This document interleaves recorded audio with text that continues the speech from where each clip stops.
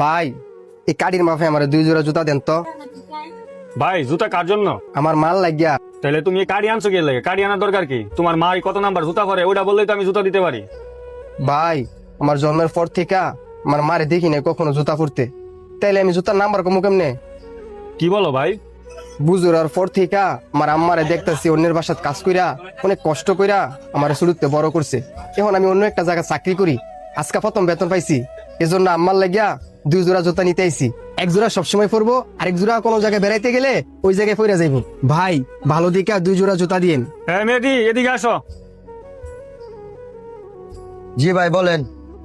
মেয়েদি এই ধরো কাড়ি, এই বাইরে এই কাড়ির মাপে 2 জোড়া জুতা দাও। 1 জোড়া জুতা দিবা স্যান্ডেল, আর 1 জোড়া জুতা দিবা ভালোর মধ্যে, যেন কোথাও বেড়াইতে যাইতে পারে পয়রা।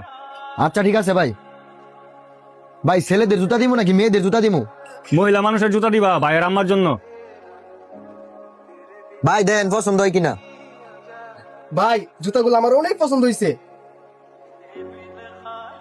ভাই এই 2 জোড়া উনি পছন্দ করছে। ভাই এই 2 জোড়ার দাম কত রাখবেন?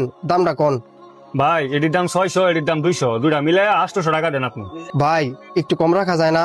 ভাই আমি আপনার দাম অনেক কম কইছি, এর চেয়ে কম রাখা যায় না ভাই। দেখেন না একটু চেষ্টা কইরা একটু কম রাখা যায় কিনা, তাইলে আমার জন্য অনেক ভালো হইব। আচ্ছা তুমি কি কাজ করো? ভাই আমি একটা ফার্নিচারের দোকানে কাজ করি। আচ্ছা তুমি মাসে কয় টাকা বেতন পাও? 8,000 টাকা বেতন পাই। কি কও ভাই, 8,000 টাকা বেতনে তোমার সংসার চলে? 6,000 টাকা সংসার খরচ, আর বাকি 2,000 টাকা মার ওষুধ খরচ, শুধু বাড়ি লেখাপড়ার খরচ। আল্লাহর রহমতে কোনোরকম চইলা যায়। তোমার পরিবারে তোমরা কয়জন সদস্য? আমি, আমার ছোট ভাই আর আমার মায়। তোমার আব্বা কই? তোমার আব্বার কি হইছে? আমি আমার ভাই যখন ছোট ছিলাম তখন আমার আম্মারে ফালাই থুয়া কোনো জায়গায় বিয়া কইরা আমার আব্বাই ওই সংসারে চইলা গেছে গা। তুমি মনে হয় তোমার মারে অনেক ভালোবাসো না? শুরুতে আমরা 2 ভাইয়ে বাপের আদর পাইছি না। আমার মায় অনেক কষ্ট করে খাইয়া না খাইয়া আমাকে 2 ভাইরে বড় করছে। তো মারে ভালোবাসতাম না তো কারে ভালোবাসবো?